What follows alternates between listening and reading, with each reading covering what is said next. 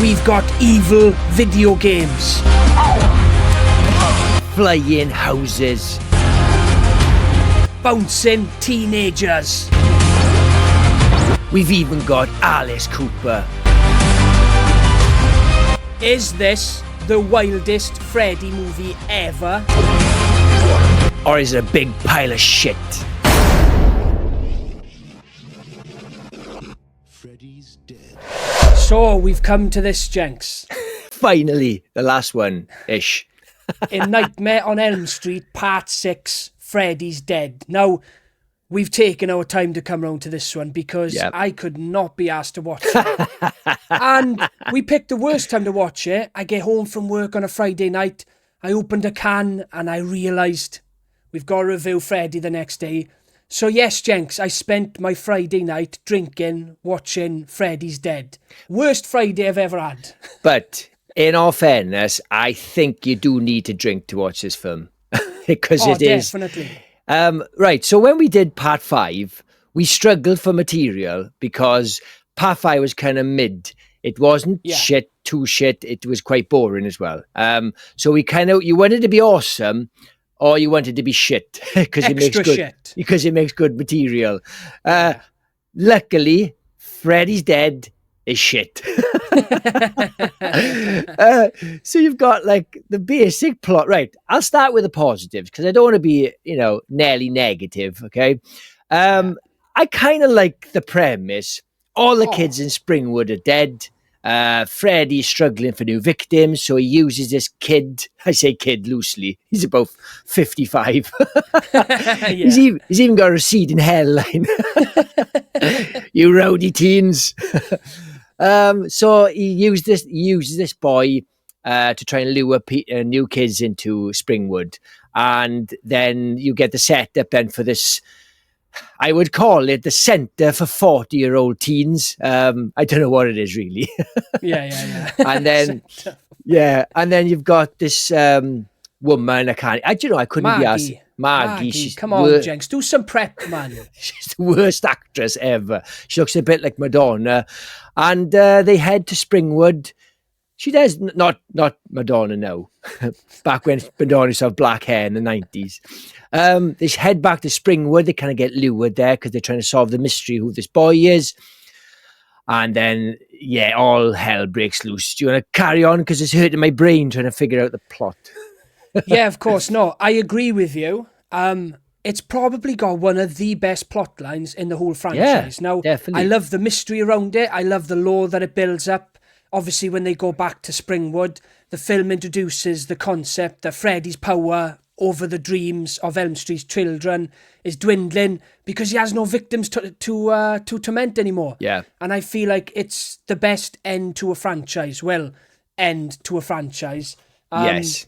If they actually believed that this was going to be the final movie, I think it's the best way to end the franchise. Now, I feel like they went into this one with the best intentions possible. They came up with a great concept, but they just ruined it with over comedic tones. Oh my God. No violence whatsoever, and nothing of Freddy's original greatness is left behind in this one.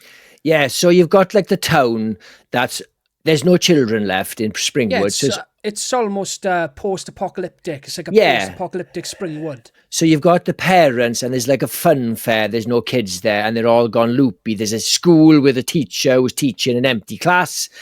And you're thinking, maybe on paper this was quite clever, but in reality, it's just fucking dumb. Like, what are the odds the fair would be there on that day? Well, is that teacher there every day? Who's paying him? Right? Because he's got to live on something. Is he just a bum that doesn't work? I think so, Jenks. I think so. Yeah, and then but the big problem with this, I think, is the rule breaking. Freddy's powers seem to have gone beyond the dream world and seems to be manipulating normal events. Like they're in the van and they cannot get out of Springwood. It's a bit like Dead End or From. But you're like, but they're not asleep. Just driving. And I love consistency and I hate rule breaking. And you could argue Freddy's got more powerful over the years. But the whole point of him is he's got to be dreaming. Yeah, but this is the thing, Jenks. That again goes against what they've set up in previous films. Freddy should be really weak now because he Yeah. hasn't had any souls to feed Yeah, on. that's So right. Good point. Freddy should be at his weakest now. So if anything, he's got less power to manipulate the real world. Now, I don't mind him being able to do that, but at this stage in the series, he should be weaker. And do you know, right? Peter Jackson was hired to write a script for this movie. It didn't get used, right? So none of his writings were kept in this film. But his concept, right, was Freddy has aged and he's dwindling, and the group of teenagers that are left in Springwood, they just get high and drunk on the weekends. They go into the dream world and they just pick on him. They just beat him up and pick on him. Well, I mean, that could have been a good Freddy's Freddy's Nightmares episode. I don't know about the film. But Of course. So again, rule breaking. So they're in the centre, and the main kid, okay, with a grey beard. When he's dreaming, I know they did a little bit of this in number 3, but when he's dreaming, he walks up an invisible staircase, which is absolutely ridiculous. And I can't remember if the security guard, I can't remember if he sees him do it or he just notices him up, but he goes up an invisible staircase. I don't know where he's going because he ends up somewhere. He should be just on the ceiling because and then there's a bit in it where he has a dream and he knocks the security guard through a window. Oh, I was going to mention this. And he just brushes off the glass. Hey, you bloody kid, or whatever he says. And it reminded me, I don't know if it reminded you, you've obviously seen Sam Raimi's Crime Wave. Yeah, of course I have. No, the black dude with the shaving foam and he falls out the window and he just gets up. It's a bit like that. You're taking all my content, Jenks. Oh, you were going to say, you were going to say that. Not Crime Wave, but I was going to mention how idiotic that scene is when he falls backwards and hits the security guard through the window, and he gets up and he kind of... Yeah, you rowdy teens. It's ridiculous. Oh, you get a pass because you're 14, but... It was so stupid. I thought, this must be still part of the dream. No, it was just normal shift. It was his normal shift. If I wasn't clocking off in 2 minutes, you'd be in so much trouble. Right, we've kind of naturally gone into the next point I wanted to talk about, Jenks. Do it. And it is dumb scenes. I think we've already spoke about dumb scenes, but there's one in particular that I wanted to mention, and it's easily the dumbest scene in the movie. And it's the video game scene with John when Freddy's controlling him with a joystick and Freddy's looking at him through a TV screen in a 2-bit video game, but then he's actually in the real world bouncing about like an idiot with all those ridiculous sound effects. Yeah. How did we get from Tina being ripped about her bedroom, one of the most horrific scenes in horror history, to Freddy using a joystick, right? And controlling John in a video game.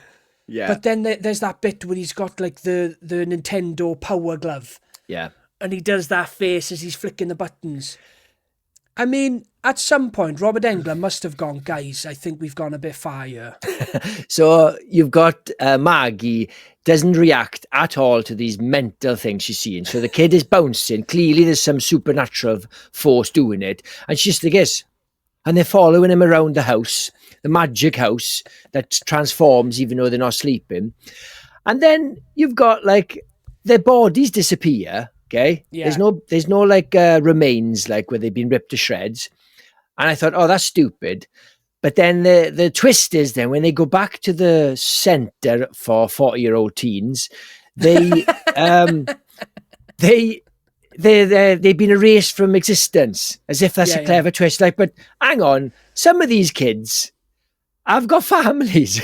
So phone up. Have you got a kid? Yeah, he's meant to be with you. Right. Okay, he hasn't been erased from existence then. You know, they're not all homeless kids. They got normal parents. Do you know, they should have, do you know when obviously they're just following around the house as he's bouncing around? The classic movie cliche when there's something clearly wrong going on, right? Yeah. Something clearly supernatural and they always blame it on drugs. Oh, that boy must be on PCP again. Look at him bouncing off those walls. Like, that sounds like an awesome drug if that does that. I want some PCP. Oh, John always loved his heroin. Yeah, oh, I remember he's bouncing up the wall. Blood coming out of his body. Just stab wounds just fucking coming from nowhere. It's so ridiculous. Also, as well, going back to like earlier, the main boy with from the start, I forget his name. I can't be bothered. Yeah. He's at the start when he gets hit by the bus and he gets flying and he goes out of Freddy's jurisdiction, and Freddy can't get him. In that new place. Yeah. So obviously.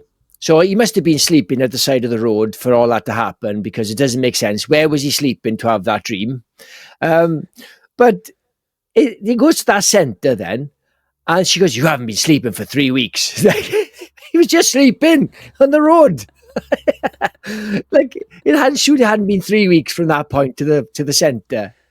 Well, this is what's confusing, right? It shows him in an aeroplane, and then he knows Freddy's about, and I think he says something like, "I was almost out." Yeah. So it makes it look like he was escaping Springwood on an aeroplane, falling asleep on the aeroplane, and then Freddy's got hold of him there. Yeah. And then he's got him back in his grips, and that's when he basically falls through the aeroplane back into his house. Yes. But then he gets booted, and then he ends up in that new place. It doesn't make any sense. And he's got amnesia. It's like, oh my God, it's so bad. It doesn't make any sense.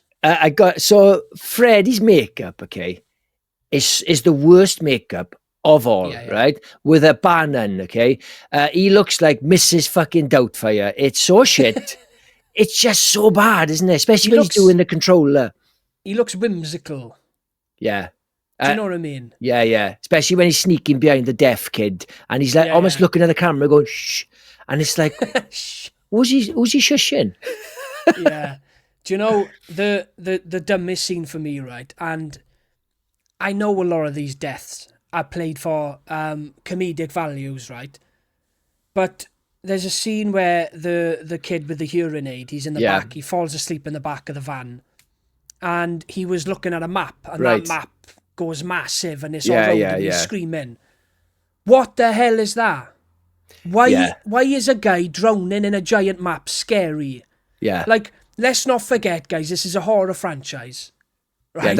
Yeah, because that's like a normal dream. Oh, I had a dream last night, a big map. It's like, is that all Freddy can do? Oh, your horrible dream last night? that's the part where I really rolled my eyes, you know, because this was my favourite nightmare movie when I was a kid, for obvious reasons. It's dumb as hell and fun, right? Now, when I was a kid, I loved it.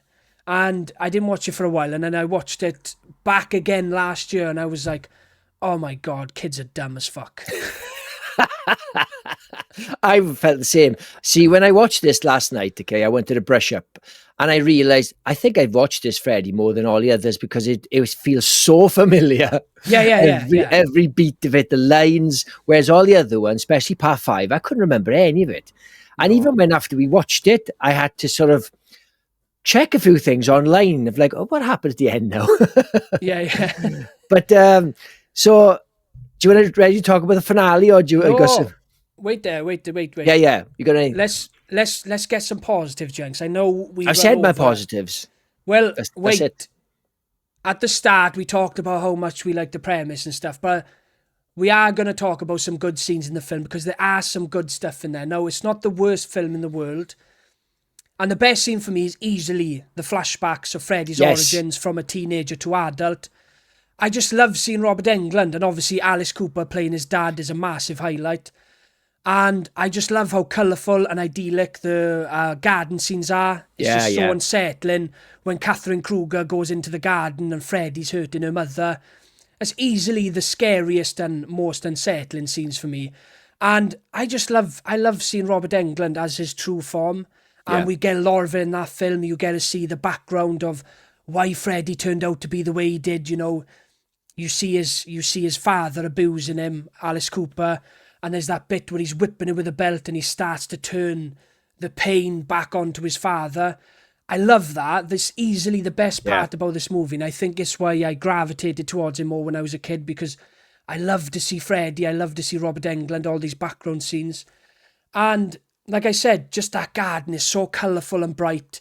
Yeah. And the most horrible things in the world are happening in that garden. Like, yeah, it's like a Stepford Wives sort of American setup. You've also got him being bullied at school.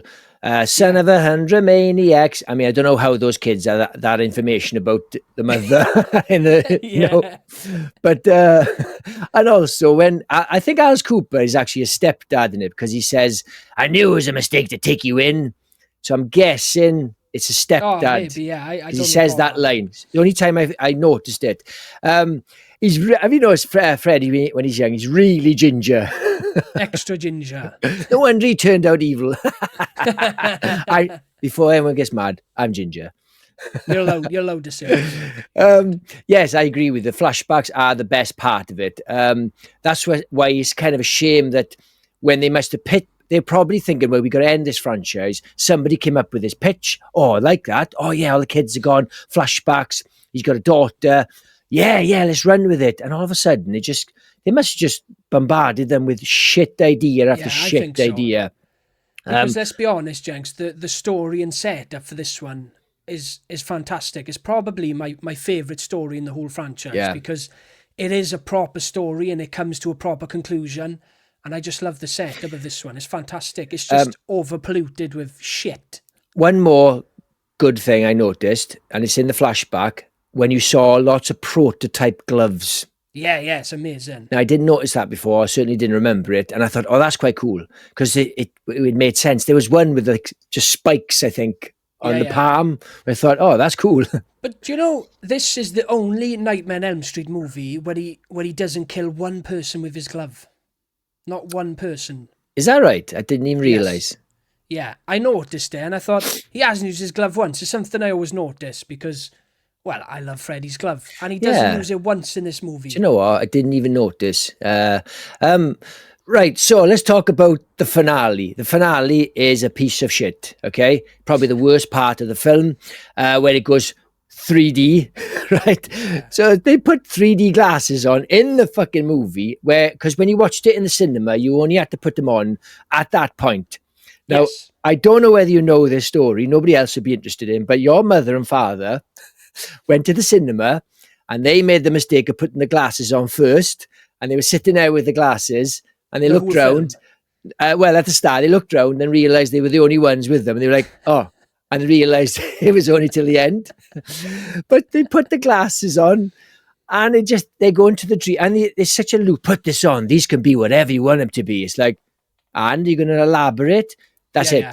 Just 3D. It's so fucking stupid. Well, the one good thing about the ending is, obviously, I don't think anyone cares about spoilers in this one. Maggie is Freddy Krueger's daughter, which she finds out. Come on now, gents. It's been out in 1991. Anyone who wants to see it would have seen it, all right? So, obviously, we come to the conclusion that Maggie is actually Freddy's son. She was taken away from him while she was young. Daughter. What did I say? Son. Oh, for fuck's sake. Cut! No. Obviously, we find out it's his daughter. She was taken away from him while she was young for obvious reasons. Her dad's Fred Krueger. And this kind of gives her some more power in the ending, I find. She's got more of a connection to Freddy, which makes her stronger, even though everyone else was able to kill him anyway. But there is a cool scene where she uses his glove to kill Freddy, and she does the flick exactly how he does it. And I do like that because it's full circle. He's being killed by his own flesh and blood, and then obviously they finish him off with some dynamite. But I do love that final scene where she flicks the glove, rams it into him. Just how we would. I thought it was a great full circle moment. And because she's seen the previous movies, she knew how to flick the glove perfectly. Yeah. So you've got that other character, the angry blonde 47-year-old teenager. Too angry, Jess. No, she reminded me of Ryan Philippe from when he's in I Know He Did Last Summer. And more so like scary movie guy. I don't know the guy's name in it, but he's playing the Ryan Philippe. She has worse kickboxing skills than fucking Ralph Macchio when she's kicking that bag. She's so bad. Oh, and the guy sitting on the bench watching me do it. Like. like, I thought, oh my God, what is this? So, what is this? So, like, there's a bit in it at the end where she's got Freddy trapped, okay? And he can't get the door open. The big black dude from Running Man can't get the door open. Do you remember? He's like, and I don't. Yeah. And he's in the. So Freddy, they bring Freddy out of the real world where they realize they can kill him. Spoiler alert, that's how they fucking killed him in the first one. But maybe nobody's seen the first one. They just went straight to number 6 and didn't know. But there's a scene where he's trapped and he's the guy trying to get the door. He throws the bomb at her, but he hasn't got the door open yet. So she catches the bomb and then he gets the door open. It's like, what if he couldn't get the door open? She's fucking blown to bits. It's so stupid. It's the spoils of war, Jenks. The spoils of war. Casualties of war, my friend.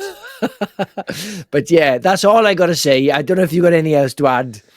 No, absolutely nothing. Look, like we've said throughout this video, it's such wasted potential. It's got a great story, but it is by far the worst Nightmare on Elm Street movie. It's an absolute pile of shit. Yeah, and it has the worst end line ever, where she just smiles and goes, Freddy's dead. And the credits like as if people are going to go, oh, someone wrote down a script. So Maggie says, Freddy's dead. That's the name of the movie. Yeah, shit. Awful. Yes, that's all we're going to say. Right, are you done? I'm done. I'm getting angry now. Right, if you love horror, if you love rankings, reviews, please subscribe and we'll catch you on the next one. Cheers, guys. Cheers, guys.